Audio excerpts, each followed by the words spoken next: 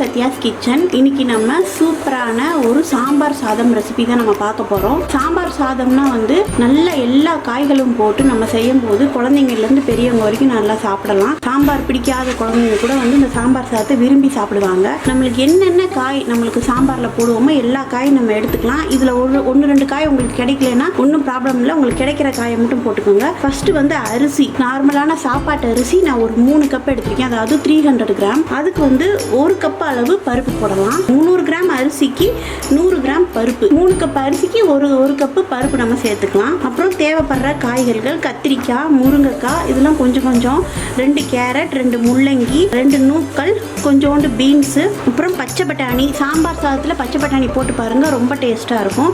அதே மாதிரி இது இனிப்பு பூசணிக்காய், இது வந்து வெள்ளை பூசணிக்காய், கல்யாண பூசணிக்காய்னு சொல்லுவாங்களா, அந்த வெள்ளை பூசணிக்காய், கொஞ்சோண்டு முட்டைக்கோஸ். இது வந்து நம்ம வைக்கிற சாம்பார் பொடி, அதாவது மசால் பொடி நம்ம ரெசிபி ஏற்றிருப்போம் பாருங்க. அந்த நார்மல் குழம்பு மிளகாத்தூள் தான். இது ஒரு 3 டேபிள் ஸ்பூன் அளவு. தாளிக்கிறதுக்கு ஜீரகம், ஒரே 1 ஸ்பூன் வந்து மிளகாய் தூள். அதாவது எங்களோட மசால் பொடி வந்து கொஞ்சம் காரம் கம்மியாக தான் நாங்கள் வைப்போம். இந்த தேவைப்படுறப்ப மட்டும் கொஞ்சம் தனி மிளகாத்தூள் போடுவோம். அது மாதிரி ஒரே 1 ஸ்பூன் வந்து மிளகாய் தூள், தேவையான அளவு உப்பு, கொஞ்சோண்டு பெருங்காயத்தூள் எடுத்துருக்கு.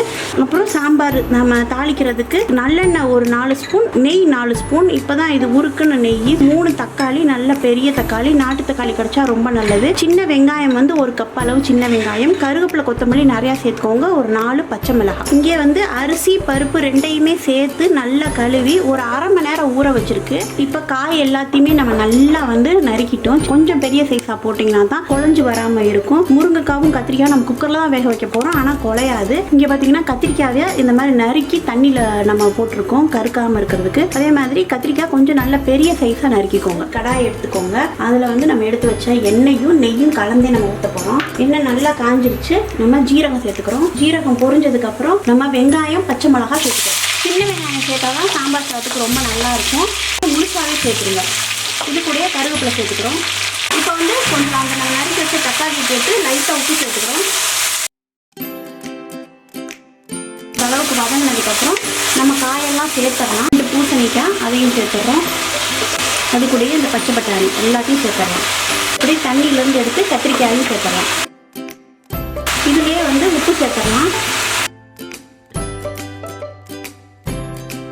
கொஞ்ச நேரம் மூடி வச்சா அந்த காயெல்லாம் நல்லா வெந்து வரும். இப்போ காய் வந்து ஒரு 5 நிமிஷமாக அப்படி மூடி வச்சு நம்ம வதக்கிட்டு இருக்கோம். நடுவில் கிண்டி விடுங்க. இந்த எண்ணெயில் வதக்கும் போது தான் நம்ம குக்கரில் வைக்கும்போது இது அப்படியே குழையாது, நல்லா இருக்கும். நம்ம எடுத்து வச்ச மசால் பொடி இதிலே சேர்த்துக்கிறோம்.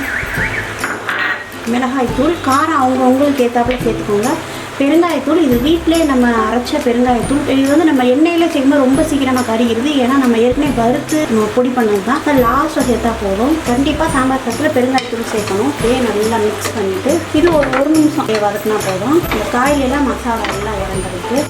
குக்கரில் நம்ம வதக்குன காய்கறியை சேர்த்துக்கிறோம். இந்த அரிசி ஊற வச்ச அரிசி பருப்பையும் நான் சேர்த்துடுறேன். தண்ணியெல்லாம் வடிச்சிட்டு தேவையான அளவு உப்பு சேர்த்துக்கிறோம். தண்ணி அளவு பார்த்தீங்கன்னா நான் 300 கிராம் அரிசியும் 100 கிராம் பருப்பு சேர்த்துருக்கேன். ரெண்டும் சேர்த்தா 400 கிராம், 400 கிராமு. நான் என்ன எடுத்துக்கிட்டேன்னா 400 கிராம் உலக்கு எடுத்து அரிசி பருப்பு நம்ம ரெண்டுமே ஒரே மாதிரி தான் கணக்கு வச்சுக்கிறணும். 3 மடங்கு தண்ணி. இதை நல்லா மிக்ஸ் பண்ணிவிட்டு கடைசியாக 1 கப் அளவு கொத்தமல்லி தழை அதையும் நம்ம தூவி விட்டுட்டு 4 விசில் வச்சு ஒரு 2 நிமிஷம் சிம்மில் வச்சு எடுத்துட்டோம்னா நம்மளோட சூப்பரான சாம்பார் சாதம் ரெடி. இப்போ நல்லா சவுண்ட் வந்து அடங்கிருச்சு. நம்மளோட சாம்பார் சாதம் சூப்பராக ரெடி ஆயிருக்கு. இது அப்படியே எதுவுமே கிண்டாமல் பெரிய பேசன் எடுத்துக்கோங்க. அப்படியே கொட்டிடலாம். உங்கள் காய், முருங்கைக்காய் எதுவுமே குழையில பாருங்கள், நல்லா வந்திருக்கு.